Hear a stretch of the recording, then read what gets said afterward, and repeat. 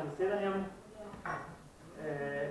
Nakratko naj vam samo predstavim tiste zadeve, ki jih ponovadi predstavili tiskovne predstavnice. Torej, glavne teme tega zasedanja naslednji teden, potem pa je tukaj z nami že gospod Tanja Fajon, ki jo lahko vprašate kakšno vprašanje, vam lahko pove nekaj o tistih stvari, ki bo v naslednji tednu, predvsem bodo krili njeni odbori oziroma okviru njenega dela in tega je nekaj. Potem se nam bo pridružil tudi dr. Igor Šoltes, ki je na poti z letališča, pravkar tako da prihaja. Tega tedna osrednja tema je v sredo dopoldne in sicer bo 3-urna debata o stanju in prihodnosti Evropske unije. Tukaj bodo izpostavljene teme migracije, zaposlovanje, terorizem, Brexit. Je pa to nekakšen uvod v politični program tudi za prihodnje leto. Potem bomo imeli v Strasburgu predstavitev komisarskega kandidata za varnostno unijo, po odstopu Jonathana Hilla, dr. Julian King, tisti, ki se bo v ponedeljek zvečer že predstavil odbor za državljanske svoboščine, v katerem je tudi poslanka Tanja Fajon. In potem po postopku, če vas zanima, vam lahko povemo, kakšen je postopek. V vsakem primeru četrtek se glasuje o tem, če bo postal komisar. Potem naslednja zadeva, ki je pomembna, je razprava o ugotovitvi komisije glede neupravičenih davčnih ugodnosti družbi Apple na Irskem.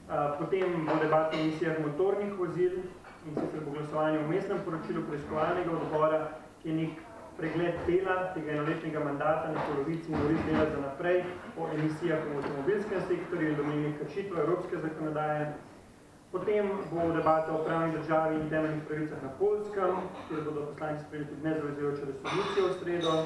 In mogoče izpostavimo še proračun EU za leto 2017, v katerem bo potekala debata in kar bi še mogoče posebej izpostavil, čeprav ni tukaj med temi glavnimi temami, imate vse natančno napisano na teh mapcah, ki jih imate, je tudi debata na temo azila, začasnih ukrepov v korist Italije in Grčije, o potni listini za vrnitev nezakonito prebivajočih državljanov tretjih držav. Kot veste, je pred kratkim tudi Evropski parlament imenoval svojega pogajalca, ki bo imel pomembno vlogo v pogajanjih na temo Brexita, torej imajo za vse tri institucije svojega pogajalca, to je Verhofstadt.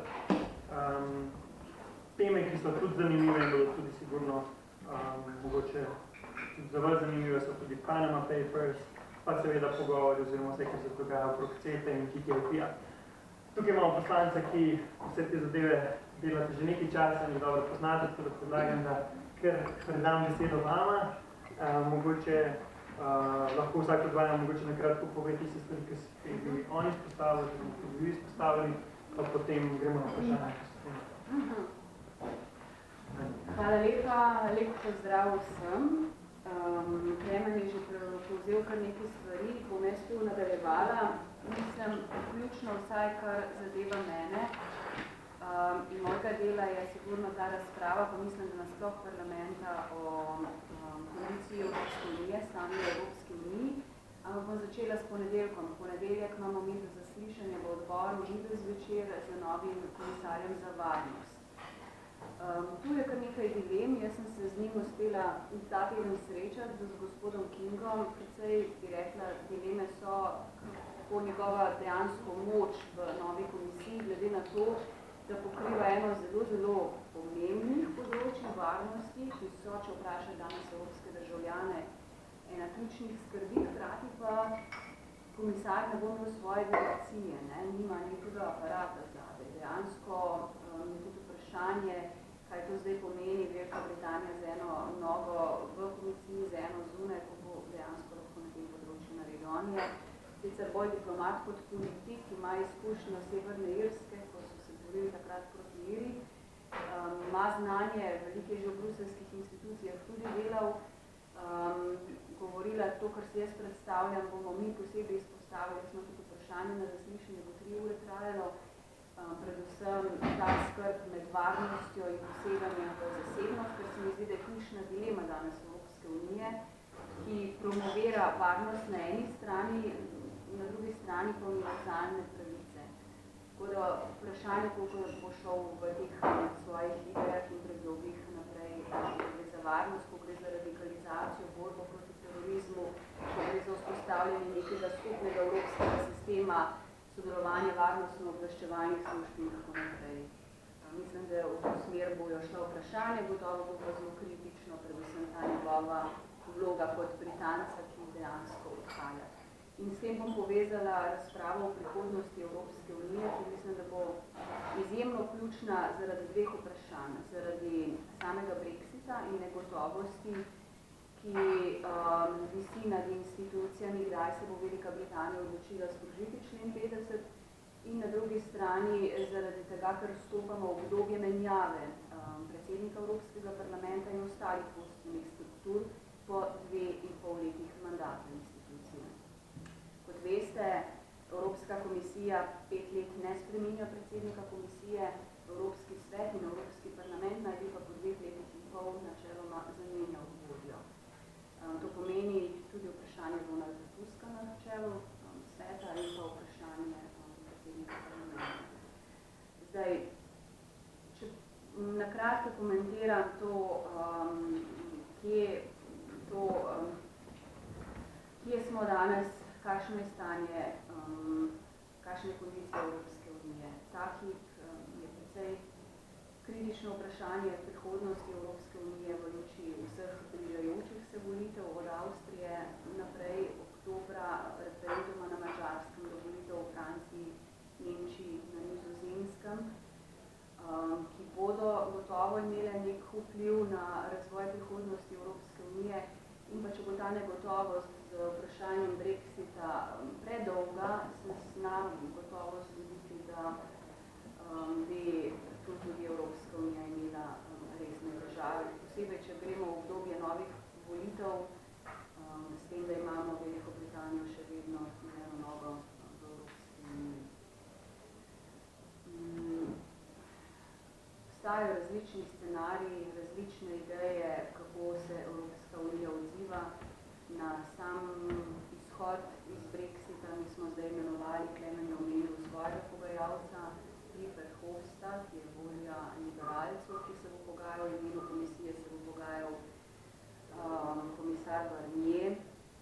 O izstopu Velika Britanija še nima povsem pripravljene strukture pogajalcev, ampak predvsem odvisno, v katero smer bo ta pogajanja šla.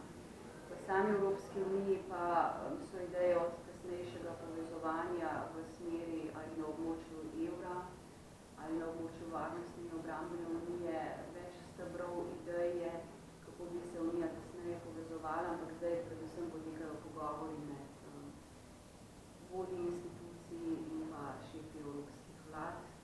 Vrh, ki bo kratko sledil v Bratislavi, je po mnenju mnogih precej nepripravljen vsebinsko. Ne ve se točno, kaj pričakovati, kaj bo Slovaška dejansko dala na mizo.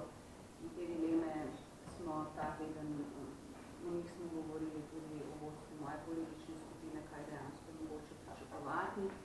In ni veliko optimizma, da bo vrh v Bratislavi prinesel kakšne konkretne usmeritve za naprej. Jaz mislim, da še vedno nas bo močno zaposlovala begunska kriza, vprašanje s Turčijo, to bo prihodnji teden na dnevnem redu. Federica Mogherini je bila ta teden v Ankari. Sporočila z ene in z druge strani so precej meglena. Tudi Turke je jasno, da vztrajajo pri pravnih vizumov, da do neke mere izsiljujejo Evropo. Mi zmeraj nimamo predloga za odpravo vizumov v Evropskem parlamentu, oziroma ga imamo, pa je zamrznjen zaradi pritiska institucije, da mora Turčija izpolniti vse pogoje. Zdaj, kar zadeva begunsko vprašanje, vemo, da obstajajo napovedi in grožnje, da lahko Turčija, če dogovor z Evropsko unijo ne bo deloval, popusti in se lahko zgodi večji priliv beguncev tudi na evropska tla, ampak to so vse napovedi grožnje, kaj dejansko se bo zgodilo. Mislim, da v tem trenutku je skoraj nemogoče napovedati. Je pa dejstvo, da recimo s tem, ko smo zaprli mejo, Makedonijo in Grčijo, ki je še danes zaprta, ta balkanska pot, da je precej narasla trgovina z ljudmi, da je po zadnjih informacijah samo v Srbiji okoli 5000 nezakonitih prišljekov, ki so skozi različne mreže kriminalne pripotovali čez Bolgarijo, do veliko teh v Srbijo in da to postaja problem. Toliko mogoče o tem, verjetno boste imeli kakšna vprašanja. Zvedela sem, da je ravnokar komisija umaknila predlog o roamingu, ki je bil precej odmevan v zadnjih dneh, se pravi, da je bil tisti hud odziv in kritika na komisijo, zakaj spreminja pravila, ko gre za roaming, padel na plodna tla, ker je predlog trenutno umaknjen. Apple zgodbo poznate, če vas kaj zanima, lahko povem, mi smo začeli delo v odboru Panama, tam sem jaz nadomestna članica, pa smo imeli sestanek s komisarjem Moskovičem, kako bo ta odbor dejansko deloval, tudi ko gre za primere, kot je Apple, kako bomo nadaljevali preiskavo, če bi dejansko postavili neka davčna pravila igre, ki bi temeljila na tem, da multinacionalke tam, kjer ustvarjajo dobičke, tudi plačujejo davke. In pa CETA, pa razumem, da bo tudi Igor kaj povedal, TTIP, to bo vse verjetno aktualno, CETA ne pred novim letom, tudi tako vprašanje. Hvala lepa. Hvala. Naj bi mogoče ravno nadaljeval tem, kjer je Tanja končala in to je CETA in TTIP. Zdaj, kot veste, je vrh v Bratislavi pomemben tudi za stališča do mednarodnih trgovinskih sporazumov, ker v zadnjem tednu so prihajali signali, da TTIP več ni aktualen, oziroma da je ta sporazum mrtev. Pojavljajo se tudi dilema, ali je res mrtev ali samo drema. In definitivno je problem, ki se je pokazal, kakšno bo zdaj stališče predstavnikov vlad o tem, na predlog Evropske komisije, da ne bi CETO, dokler jo ne potrdijo nacionalni parlamenti, uveljavili skozi tako imenovano začasno uporabo nekaterih določb. In se sami, oziroma vsaj v moji skupini zelo nasprotujemo tej odločitvi oziroma poskusu inštituta začasne uporabe, ker se mi zdi, da tukaj pa res lahko gre za zlorabo demokracije, ker če so nacionalni parlamenti tisti, ki ne potrdijo ali pa zavržajo tak sporazum, potem mislim, da je nedopustno, da se tak sporazum začne začasno uporabljati prej, ker se postavi mnogo vsebinskih in tudi pravnih vprašanj, kaj v primeru, če evropski parlamenti držav ne podprejo tega sporazuma. Ali so potem vsi posli viseči ali padajo in kaj se je potem tudi z vlogo spomenovanih arbitražnih sodišč oziroma ISDS mehanizma oziroma ISDS mehanizma, ki ne bi se celo uporabil še nekaj let po prenehanju teh sporazumov. O tem so že velikrat govorili, tako da ne bi vsega še enkrat ponavljal. Mislim pa, da se mnenje glede obeh teh sporazumov zlasti, ki se tudi glede TTIP-ja spreminja in je bistveno drugačno kot pred enim letom in celo dvomim, da bi Evropski parlament še podelil mandat Evropski komisiji za taka pogajanja zlasti tudi zato, ker so nevladniki pred časom razkrili, da ne bi ti dokumenti, oziroma da ne bi se Evropska komisija pogajala izven mandata, ki ga je podelil Evropski parlament. Torej, to so vprašanja, na katere bomo pozorili tudi ta teden v Evropskem zboru. Nestrpno se bomo čakali, kaj se bo naredilo na zasedanju predstavnikov v Bratislavi.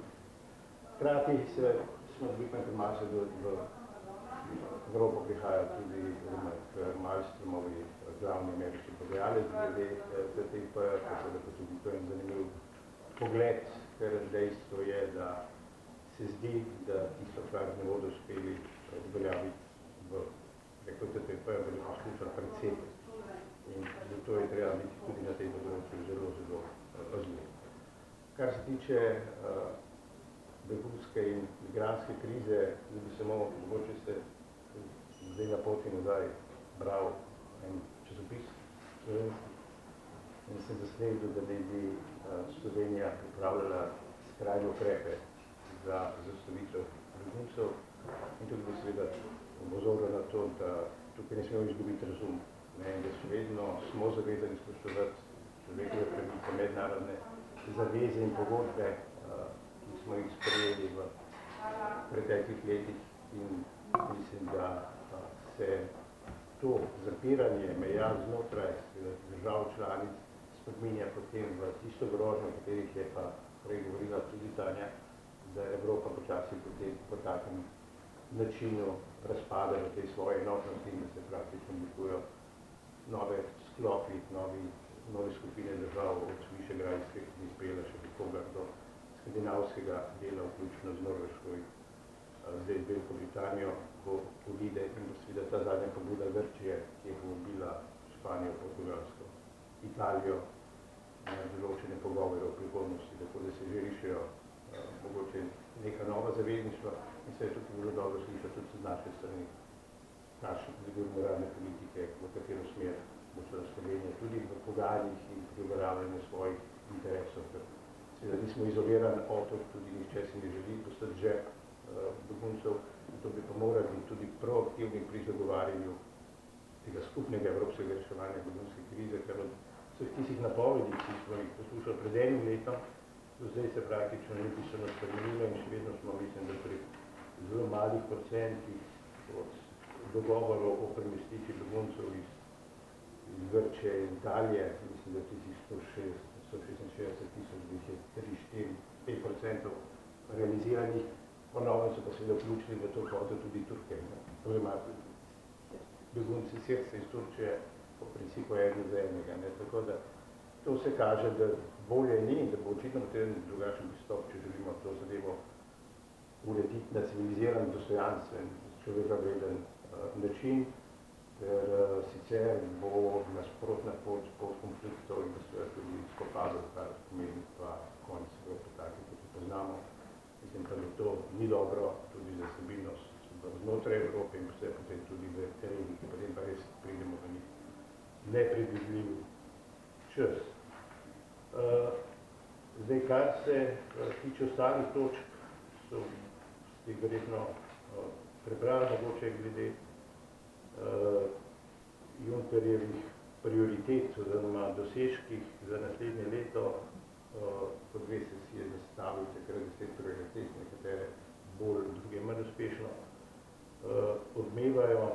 Mislim pa, da če ste spremljali v zadnjem letu ali pa letu pa pol dnevne rede zasedanj, ste bili, da se te zelo hitro spreminjajo, nekatere teme ostajajo bolj evergreen, ampak vedno manj se pogovori o teh naložbenih načrtih, o investicijah, o novih delovnih mestih, o zaposlovanju mladih in vedno bolj se te teme umikajo tem, o katerih govorimo tudi potem danes. Mislim pa, da brez tudi ekonomske regeneracije Evrope in tudi vlaganja v ta socialni dialog bo seveda težava toliko večja.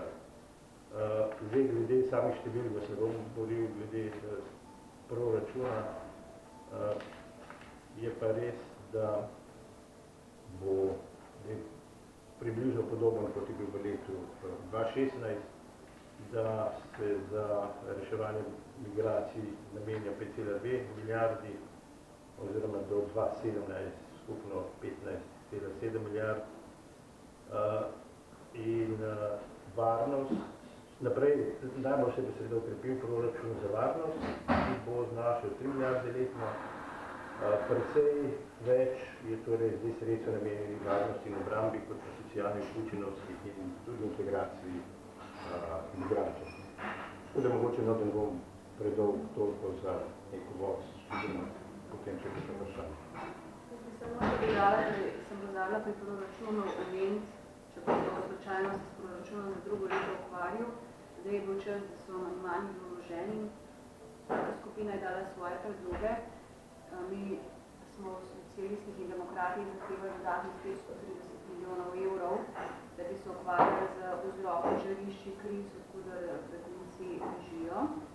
Tem se bo odločali in pa hkrati smo zahtevali za več denarja za zaposlovanje mladih, da bo to ključna prioriteta skozi sklad za evropsko strukturno investicijsko financiranje in tam zahtevali dodatni 1,5 milijarde evrov, ki bi šla skozi revizijo tega 7-letnega proračuna.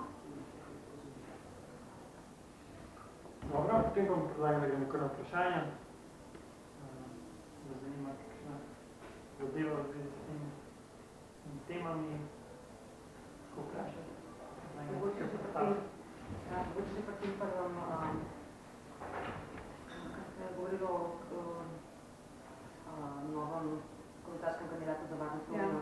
A mislite, da bo potrjen ali ne? Jaz pričakujem, da bo potrjen, ker je ideja o tem, da bi Evropska komisija imela že ta resor že nekaj časa, se vrti. Pričakujem, da bi težko politične skupine šle proti predlogu, ker gre tu za neko vprašanje varnosti, neodvisno je seveda, težko je vnaprej reči, da sliši negovorno. To, kot je meni poznano, vem, da bo naporno, bolj v luči tega, je to položaj britanskega komisarja, ampak si pričakujem, da bo na koncu dobil podporo. Kaj se s tem tudi z njegovim mestom, če pač potem vstop v Britanija? To je pa potem, kako se bo Evropska komisija z novo sestavo razdelila področja, ne? To bo odvisno od nove. To bo pa leta 2019, takrat po našem nove evropske volitve, po 5-letnem mandatu. Velika Britanija gotovo tudi še stroži člen 50 naslednje leto pogajanja traja za izstop 2 leti. Se pravi, da ta komisar tako ali tako ustal, da usporedno s tem, da se bodo pogajanja. Jaz sem njega tudi vprašala, si predstavlja, da bo vseh komisija zahteva, da vsakič zraven sedel, ko se pogovarjajo o izhodu Velike Britanije. Kolikor je bilo meni pojasnjeno, naj bi on ne bo zraven, ko se govori o izhodu Velike Britanije, ker bo to v ožjih krogih skupaj z Barnierjem, ki se bo direkt pogajal za Veliko Britanijo.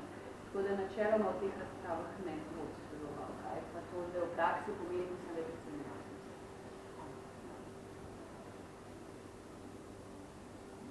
Je pa močno simbolično sporočilo na eni strani, kar je dilema, ne, da vzpostavimo resor za varnost. Ampak zato šibki pozadnje. Glede te varnosti sveta se odpira... Jaz nisem srečna s tem, da... Ja, veliko dileme. Tudi vprašanje potem evropske vojske, kar se je že pojavilo. Začrtuje se ideja o varnosti obrambni liniji. Kako on odbilo v bistvu ta komisar točno? Imel bo vse vmes. Zato, ko sem se z njim pogovarjala, bo pokrival tudi poslal je že odgovore na vprašanja, kako gre procedura, ko je šla pri zaslišanju pri prvih komisarjih. Vse od terorizma, radikalizacije do orožarske zakonodaje, pa bo imel v bistvu link za vseh komisarji, ki so pristojni za posamezne stvari. Glavni link mu bo notranje zadeve, pravosodje, in bo črpal od tam. Zdaj, kako bo to, si ne znam predstavljati, moj on sam bolj simbolično pomislil. Lahko jo dobro izpelje, če bo bil močen komisar, pa ne znam predstavljati. Sporočilo je malo to. Sporočilo je pa lahko bolj treba razumeti, ne? Če imamo komisarja za varnost, potem pomeni, da smo v nevarnost. Ne? In zdaj smo to potem ustrezno definirati. Moj občutek je, da Evropa zelo nesorazmerno drvi v ukrepanje na področju varnosti. In vprašanje, ali pa glavna dilema je, koliko daleč gremo z ukrepi za varnost, tudi ko gre za vprašanje, ki ga absolutno jaz ne povezujem z migracijami, ampak njega, na račun temeljnih svoboščin, ki smo jih morali postaviti v svobode gibanja. Mi zdaj imamo ogromno zakonodaj na mizi na področju migracij, ki gredo izključno v ostro varovanje zunanjih meja. Od tehnologije naprej to so izjemni finančni vložki. Koliko smo sorazmerno uspešni, da mi ustavljamo terorizem, če pogledamo teroristične napade, res v zadnjih letih je večji problem na evropskih tleh, ki danes obstaja. To so ljudje, ki so že tudi. In tam je treba zdaj po moje ogromno vložiti v deradikalizacijo, v izobraževanje, v integracijo. Tukaj se mi zdi, da delamo. Nima bi sporno, da daješ to v roke nekomu, ki bo itak šel, recimo. To je iluzija, ker ta še zdaj ni potegnila. 5 let sigurno še ne, v tem mandatu absolutno ne.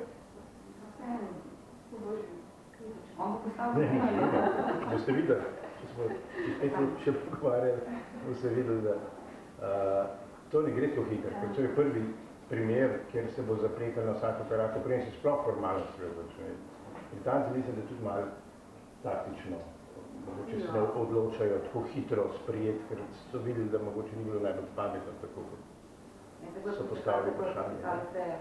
Čakajo kao na volitve, ne, da bi razumejo trgovinske, da bojo bolj tako ljudi. Ne, oni bodo pravzaprav zdaj kot vedno izkoristili situacijo, da bodo spet tako, kot so bili doslej, z eno novo, še novo z drugo bodo po prav moja resna skrb je, da če to predolgo traja, znajo oni boljšo misliti. Ja, ampak mene pa skrbi, da bo ta Brexit že sprožal, ne, pobude tudi druge in če se bo stopnjevala ta varnost, nevarnost in če se bodo države vedno bolj zapirale svoje meje, mi zdi, da se zna ob radikalizaciji politike še kakšna država ali pa zahteva kakšna skupina izstop. Marine Le Pen je napovedala, ne? Jasno, pa Wilders tudi, ne, da če bi zmagali, da bi šli na referendum za izstop. Mogoče bi kaj bi Juncker povedal v svojem nagovoru Evropi? Zdaj v ponedeljek. Ne, pa sredo. Sredo. Ja. To še on ne, verjetno bo dveh protest, ne. Ja, ampak Juncker je tako nepredvidljiv, neodvisno koliko bo namenil s finančnim EPSI oziroma tem naložbenim temam, koliko beguncem, koliko pa seveda čustvom. O tem in pa me zanima za ton glede Britancov, ker julija je bil ton zelo neobičajen za diplomatski jezik. Mislim, da je julijska seja zgledala približno tako, ker na angliških nogometnih tekmah. Ker to je bilo vretja, izbitja, če se da še nisem slišal. Ogromno čustvo je bilo takrat v tem. Te diskusiji, ko so Britance praktično metali iz parlamenta slišali, če ste že naredili tako referendum, so obstalo, pa kaj te večin treba. Zdaj bo zanimiv tudi ta odnos. To se bo sigurno tudi te stvari, se bodo tikale tega vodnega govora, ne nič. Mislim, par dni nazaj sem jaz poslušala zelo čustvo nagovor, vsaj predsednika Šulca, pa z Junckerjem, ki se sodelujeta in dobro sodelujeta skupaj, je bil izjemno čustven, da gredo lahko stvari v enem letu dramatično. In jaz mislim, da to bo tudi nekje sigurno izraženo v sredo, ne, če ne bomo uspeli, pa ne samo obvladovati migracijsko krizo, ne, ampak nasploh obdržati to neko proevropsko agendo, kaj to pomeni, imeti ukrepe za naše ljudi, ko gre za zagon gospodarstva, ko gre za delovna mesta. Res sem skoraj nič ne govoril o tem investicijskem načrtu zelo malo, zdaj se bolj ali manj ukvarjamo samo z migrantsko krizo, ne, ali pa s Turčijo. Kaj pa širitev? Vi ste dol za južne te države? Zdaj, ker za nekaj časa to ustavili. Mislim, ustavili. Tehnično bo šlo še naprej. Je pa res, da smo zdaj na Bledu smo o tem veliko govorili, kot je Evropska unija še privlačna. Jaz mislim, da privlačna je v to, da te stvari, ki jih delajo na Balkanu, so nujne za njih. Če gledaš korupcijo, kriminal, da narediš varno gospodarstvo, investicije, to je vse za njih dobro. Kdaj je pa Evropska unija pripravljena, sigurno nam je v interesu, da imamo ta proces povaja naprej. In so stvari, ki gredo naprej. Zdaj smo imeli, ne vem, pa smo imeli Srbijo, ki pa Bosno in Hercegovino, da se pomikajo stvari, ampak ne toliko visok na agendi Kosovo, grejo počas naprej, ampak ne tako počas. Smo pa včeraj lahko brali eno zanimivo novico, ki je sicer lahko traj navaden, in sicer, da ameriška administracija v kabinetu Clintonove razmišlja o ureditev razmer in stanja na Balkanu na način, da bi Republiko Srpsko priključili matici Srbiji in Kosovo bi postalo spet integralni del Srbije. Je pa res, da se stanje na Balkanu je daleč od čistega. To je švali prav, to smo dobili neko korespondenco. No, vsej smo pisali, da nekaj jasno je bilo šalo mene. Ampak hočem reči, da ne smemo podcenjevati balkanskega vprašanja, niti situacijo. Dve velike vojni zadnje so se začele tam in to, kar se zdaj tudi dogaja, in naseljevanje načrtno določene skupine, mislim, da bo Evropa morala reagirati, ker tudi ta imenovana balkanska pot, če ne bomo znati pravilno odreagirati, tudi do njih, če ne znate obrniti v kontrasmer, ker mnogo tudi, če rečem, bolj suicica, ki res tudi v tem. In se potem vrnejo v Evropo, lahko na drugačen način. Ampak jaz bi se Igor tu podružila po jednom pozivu, to, da Slovenija bo strašno zaostrovala poboje, da mi moramo to res zelo previdno z našo in retoriko, in s politiko, in z načinom komunikacije skozi medije v javnost. Ker če ne bomo imeli resen pogled v Sloveniji, preden bomo sploh imeli kaj res ljudi, ker mi govorimo izjemno majhni številkah, mi smo tudi po naših strani izjemno nekaj državo. Tako da tu je tudi, se mi zdi na medijih, ful pomembno, pa predvsem na vladi, kako komunicira, ne? Da ne komuniciramo tako, da zastrašujemo ljudi, pa zdaj zgodba od teha, sta dva šla čez Slovenijo, ne, mislim, če imaš ti nekaj 100 ljudi, dva gresta pa tudi čez Slovenijo. Lahko si pa tudi njavo skrbimo okrog sebe, ne? Ampak je še ta drugač notri, ne? Tega v svetu globalizacije mi ne moramo ustaviti migrantov, ne? Pa beguncev, če bojo želeli videti. Lahko ustavljamo tako, da v izvoru to bomo prednosti. Je pa tudi glede na število Evropejcev, Pol ljudi ni nič, za 500 milijonov ljudi mi smo iz tega, tudi ta razprava v Evropi je izjemno občutljiva. Jaz sem vesela, da ni še tukaj večjih razsežnosti. Da nimam tako velikih flaš. Ja, imamo vprašanje glede CETA, bi sicer če lahko malo bolj pojasnim, da to uveljavitev začasnih določb. Ja, zdaj, pred julija je pravzaprav predsednik komisije se sprva upiral, da bi CETO oddal kot tako imenovane mix agreemente, kot mešani sporazum, ki jih mora potrebati države članice in so želeli prvo izpeljati tako, da bi komisija sama to potrdila. Potem se je le doseglo, da to dajo na plano tudi državam članicam v sprejetje, potem so pa iznajdli to novo formulo začasne uporabe, pri čemer ne bi imeli možnost izključitve posameznih delov tega sporazuma, ampak zdaj so že pravzaprav največji znotraj Evropske unije povedali, da tega ICS mehanizma absolutno ne podpirajo, da gre za popolnoma neenakopraven položaj strank v postopku, da govorim tudi o TTIP usporedno s tem.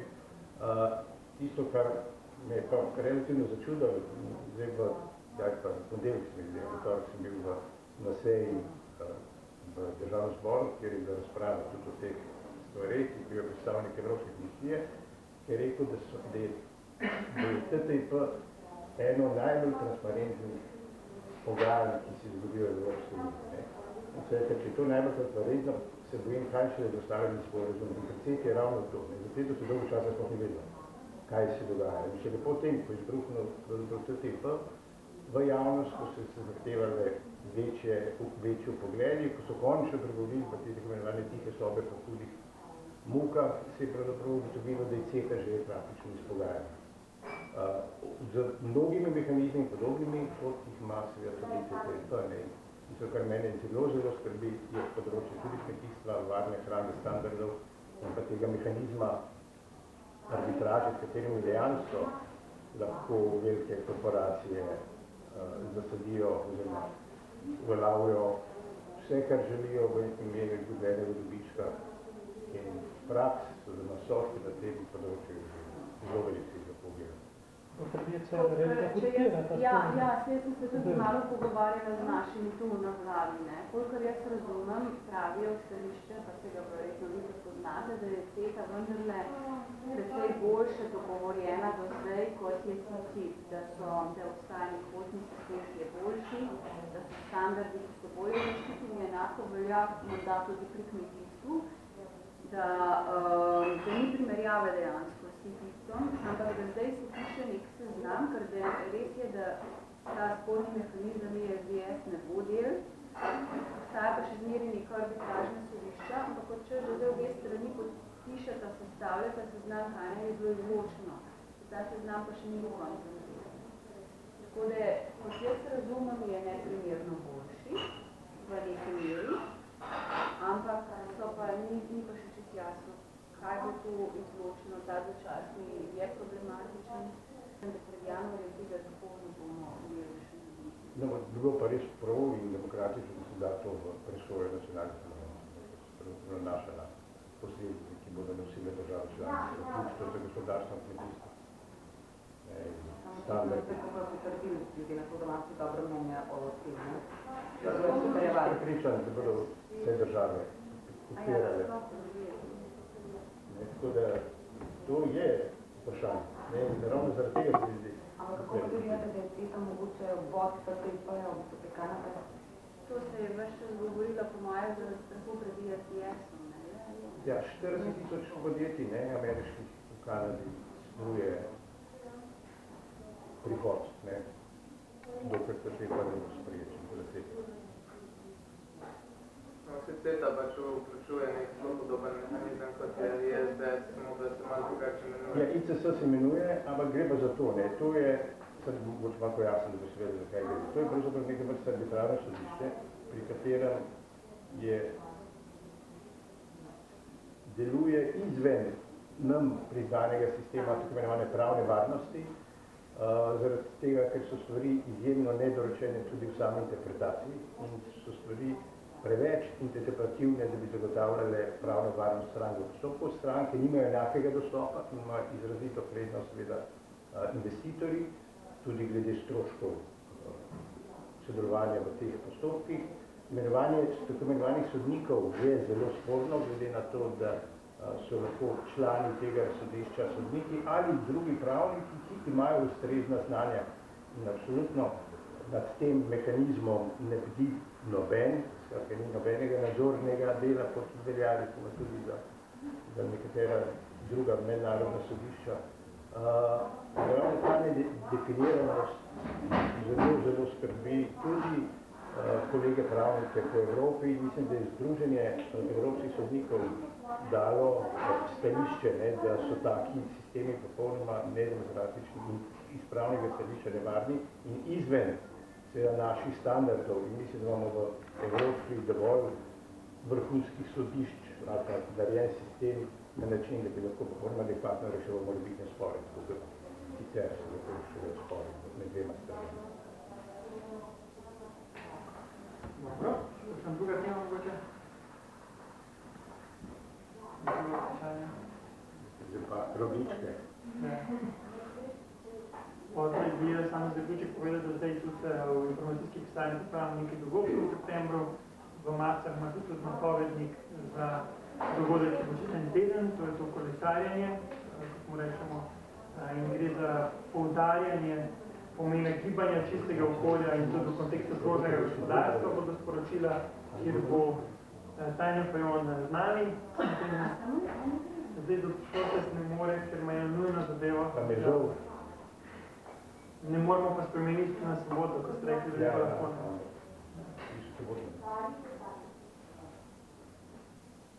Kaj bo še videti? Ja, pa hvala. Tako da pa Tanja ne more pa v soboto naprej.